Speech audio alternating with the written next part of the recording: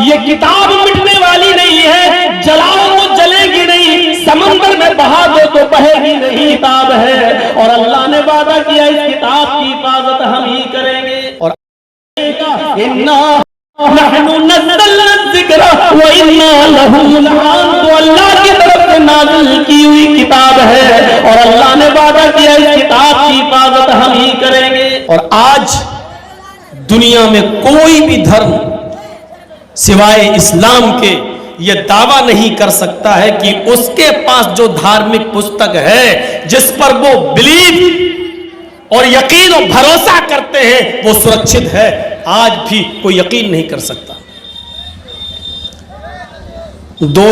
دو گیتا تو ہمارے پاس ہیں، ایک گورکھپور سے چھپی ہوئی ہے گیتا پریس گورکھپور سے، اور ایک بمبئی کی، اور دونوں گیتا جو انڈیا ہی میں چھپی ہوئی، ہندوستان کے اندر چھپی ہوئی ہے، ان دونوں میں میں نے بہت سی جگہ پر کوٹ لگائے ہیں، نشان لگائے ہیں کہ جو بامبے سے چھپی ہے گیتا میں جو چیز ہے وہ اس میں ہے ہی نہیں، اور جو اس میں ہے وہ اس میں ہے ہی نہیں۔ ایک ہی دھرم کی کتاب اور ایک ہی ملک میں چھپی ہوئی کتاب، اور دو کتابیں آپس میں ایک نہیں ہیں، دو رامائنیں ہیں، ایک تلسی داس جی کی رام چرت مانس اور ایک والمیکی رامائن، اور والمیکی رامائن 2000 سال پرانی ہے۔ آج کی جو رامائن ہے تلسی داس جی کی، اس کا نام ہے رام چرت مانس، اس میں صاف لکھا ہے رامم بھگوانم است، رام بھگوان ہے۔ لیکن والمیکی جی کی رامائن میں پڑھیں گے جو 2000 سال پہلے لکھی گئی تھی، اس میں لکھا رامم پروشم است، رام ایک مہان پروش۔ آج بھی یہ کتابیں دونوں ہیں، ایک کتاب میں رام کو بھگوان کا درجہ دے دیا گیا، اور جو والمیکی رامائن ہے، جو اصل رامائن ہے جو 2000 سال پہلے لکھی گئی تھی، اس کے اندر رام کو بھگوان ماننے کے لیے والمیکی جی تیار ہی نہیں ہے۔ وہ یہ کہہ رہے ہیں کہ رام ایک مہان پروش ہیں، ایک بزرگ تو ہو سکتے ہیں لیکن بھگوان نہیں۔ چینجنگ ہو گئی اور کوئی سرکشت نہیں۔ ساری کتابوں کو، میں نہیں کہتا ہوں، ساری کتابوں کو اگر اس بات پر کوئی چیلنج کر لے یا اس بات پر اگر کوئی آدمی یہ طے کر لے کہ ساری کتابوں کو جلا دیں، حق وہ ہوتا ہے جو نہ جلے نہ مٹے نہ ختم ہو، تو پھر دیکھیے ساری کتابوں کو آپ ختم کر دیجئے، پھر دیکھ لیجئے کون سی کتاب باقی رہتی ہے، جو بچ جائے وہی حق ہے۔ آج بھی آپ دیکھ سکتے ہیں، یہودیوں تم اپنی تورات لے کے آؤ، عیسائیوں تم اپنی انجیل لے کر آؤ، ہندو بھائیوں تم اپنے ویدانت لے کر آؤ، سکھوں تم گرو گرنتھ لے کے آؤ، جینیوں تم جینزم لے کر آؤ، بدھسٹوں تم بدھزم لے کر آؤ، مسلمانوں تم قرآن لے کر آؤ۔ ہم کسی کتاب کو جلانے کی بات نہیں کر رہے ہیں، ایک مثال دے رہے ہیں۔ تم اپنی مذہب کی ساری کتابیں لے آؤ، میں بھی لے آتا ہوں، اور آؤ ان میں آگ لگاتے ہیں۔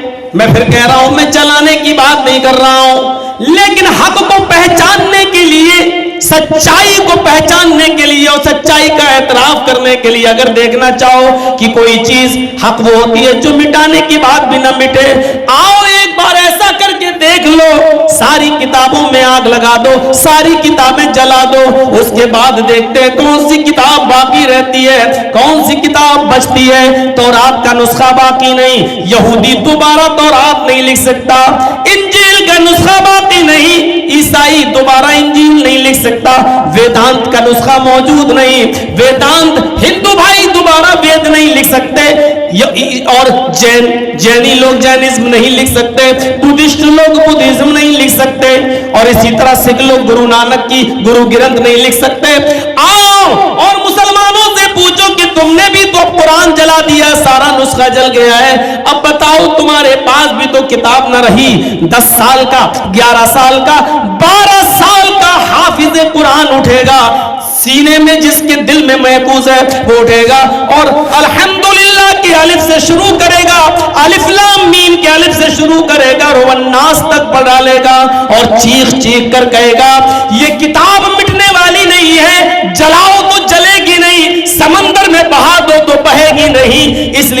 اس کتاب کا نازل کرنے والا انسان نہیں ہے, اس کتاب کو بنانے والا انسان نہیں ہے, اس کتاب کا رچیتا اور رچنا کار کوئی انسان نہیں ہے. وہ بچہ چیخ چیخ کر کہے گا انا نحن نزلنا الذکر وانا لہ لحافظون. یہ قرآن تو اللہ کی طرف سے نازل کی ہوئی کتاب ہے اور اللہ نے وعدہ کیا اس کتاب کی حفاظت ہم ہی کریں گے.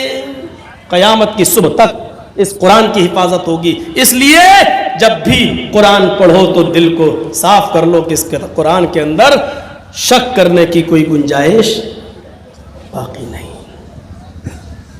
ہاں, اور جب شک کرنے کی گنجائش باقی نہیں ہے تو سوچ لیجئے اس قرآن ہی میں سب ہدایت موجود ہے. اور جب قرآن میں ہدایت آ رہا نا ھدی للمتقین, اس لیے پہلے ہی کہہ دیتا ہوں اس قرآن کے اندر ہدایت ہے. اور جب قرآن سب کے لیے ہدایت ہو پھر مسلمان ہی اس قرآن سے دور ہو, یہ بڑے عجیب, یہ تعجب کی بات ہے. جو قرآن ڈنکے کی چوٹ پر اعلان کرتا ہو شہر رمضان الذی انزل فیہ القرآن ھدی للناس وبینات من الھدی والفرقان. یہ قرآن جو اللہ رمضان کے مہینے میں نازل ہوا, کس مہینے میں؟ رمضان کے بابرکت رمضان کا مہینہ جس مہینے میں قرآن نازل کیا گیا ہے. ھدی للناس سارے لوگوں کے لیے ہدایت ہے. یا ھدی للمؤمنین نہیں کہا گیا, ھدی للمسلمین نہیں کہا گیا, ھدی للناس سارے لوگوں کے لیے. جو قرآن یہودیوں کے لیے ہدایت, عیسائیوں کے لیے ہدایت, ہندو بھائیوں کے لیے ہدایت, جینیوں کے لیے ہدایت, بدھسٹوں کے لیے ہدایت.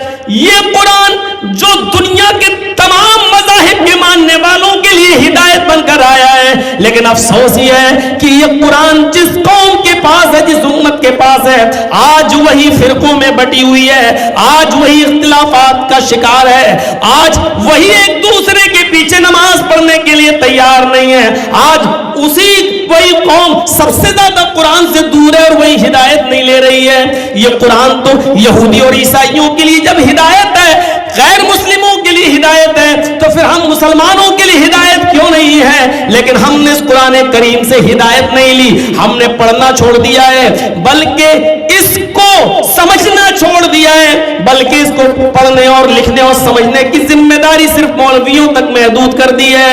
مولویوں نے بھی اس ذمہ داری کو 4 اماموں تک محدود کر دیا ہے کہ ہم بھی اس کو نہیں سمجھ پائیں گے.